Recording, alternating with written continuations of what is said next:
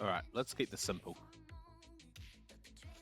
If you've ever wanted to start trading stocks but you've got no idea where to begin, or you're just scared of losing money, this is for you. I'm going to walk you through everything, step by step. From learning on paper trading account to understanding how markets move, how to read charts, how to manage risk, how to build trading plan that actually lasts. No hype, no quick money talk, just what works if you stick to it. So grab a coffee, take a break, and let's start from the beginning. Before you ever risk a single dollar, you need to learn to trade without money. That's called paper trading.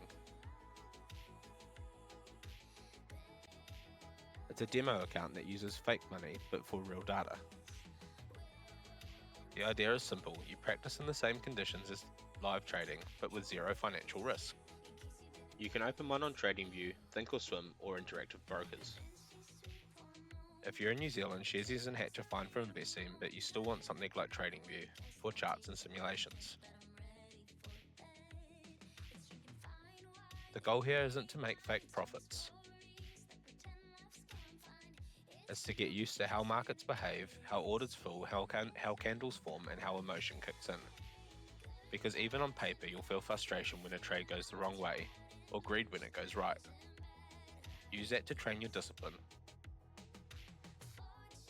Start small and structured. Pick one or two stocks you recognize, maybe Apple, Tesla, or Microsoft, and practice different order types. Buy with a market order. Try a limit order. Set a stop loss. Notice the difference in how they execute. Then watch what happens after you enter. See how price moves. See how long it takes for setups to form. That patience is what new traders always underestimate. Spend at least a few weeks doing this. Don't rush. Treat it like you're training for a trade. You wouldn't wire a switchboard on your first day as an apprentice. You'd learn the tools first. Trading is no different. Once you've got that foundation, it's time to understand what trading really is. Most beginners confuse trading with investing. They sound similar, both involve buying stocks, but the goals are totally different. Investing is long-term. You can buy strong companies or funds, hold for years, and let compound growth do its thing. Trading is short-term. You're looking to profit from price swings that might last a few hours, days, or weeks. You're not trying to marry the stock. You're just dating it until it makes sense to leave. There are a few main styles of trading. Day trading. You open up and close positions within the same day, usually several times. Swing trading. You hold trades for a few days to weeks to catch medium-term moves.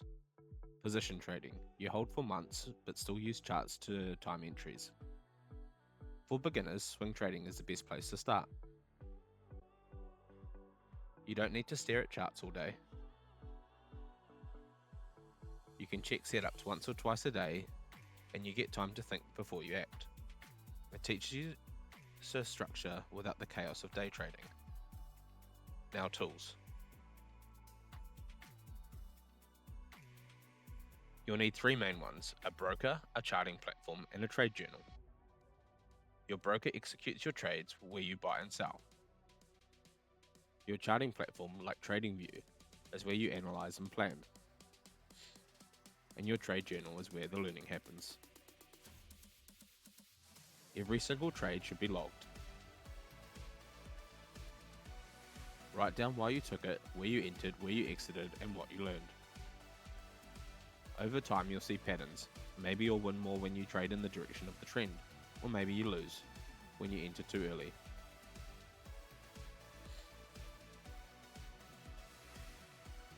You can't improve what you don't track. This is what separates hobby traders from serious ones. So how does a stock actually move? It's all supply and demand. If more people want to buy than sell, then price goes up. If more people want to sell, it drops. But that balance constantly shifts based on news, earnings, and emotion. Imagine a company reports massive profits. Buyers flood in. The stock spikes.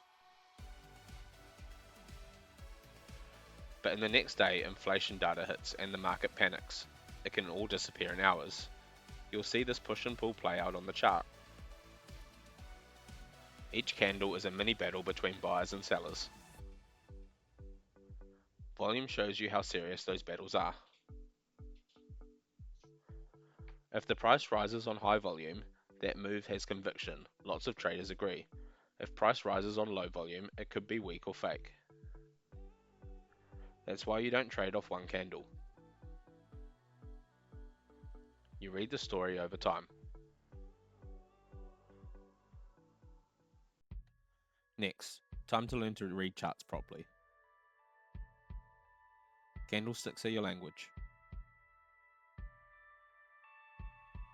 Green means price closed higher, buyers won that round.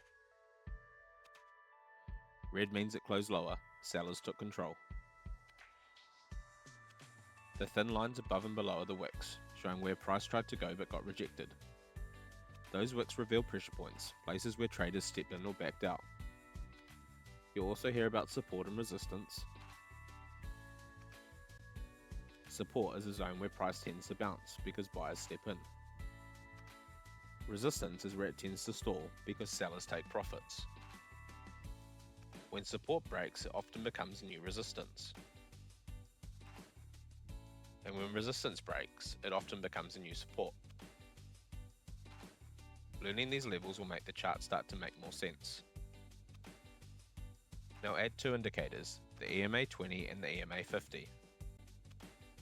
Those are exponential moving averages that show trend direction. EMA 20 reacts fast, showing short-term momentum.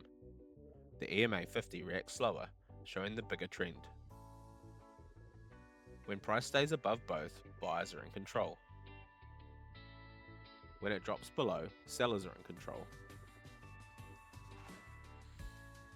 A bounce off the EMA 20 during an uptrend is often a great entry zone. It's a sign that the market pausing, not reversing. Once you understand that, build a plan. You don't need 5 strategies, just one that fits your personality. Let's use the EMA 20 bounce as an example. You spot a stock trending up, higher and higher lows. You wait for price to pull back and touch the EMA 20. If a strong green candle forms showing buyers are back in control, that's your trigger. You enter the trade. Your stop loss goes just below the last swing. Your target sits near the previous high. Now here's the key, risk management. Never risk more than 1 or 2% of your account on any trade. That means you've got $1,000 in your account, max loss per trade should be $10 to $20. Sounds small, but that's how you survive. Because the goal isn't to win every trade, it's to still be here after 100 trades. Use position sizing to make that work. If your stop loss is 5% away, size your position so that 5% equals your 2% account risk. Most traders ignore this maths, and that's why they blow up.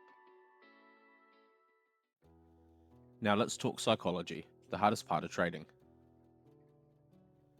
Charts are easy. Emotions are not.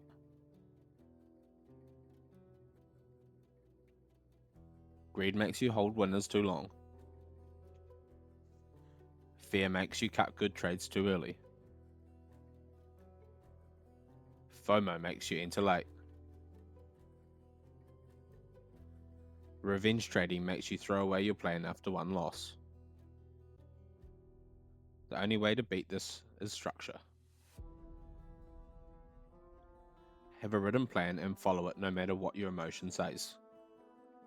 Before you enter a trade, already know 3 things: your entry price, your stop loss, and your target. If any of those change in the heat of the moment, you're not trading your plan, you're gambling. That discipline takes time. But over weeks of paper trading and journaling, you'll start to notice emotion triggers before they happen.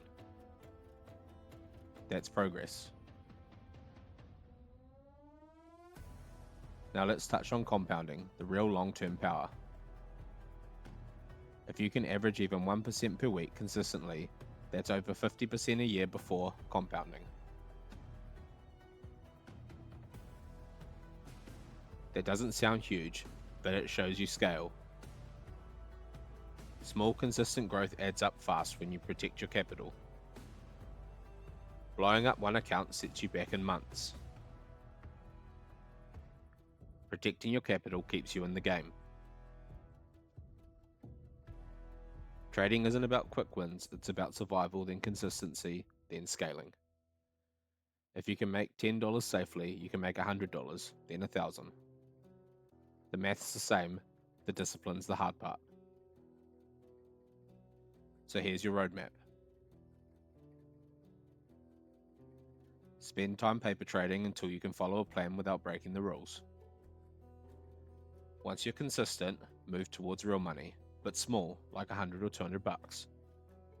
Focus on execution, not profit.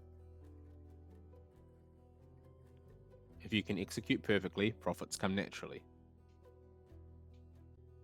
And review every trade weekly. Ask what worked, what didn't, and what you'll change next time.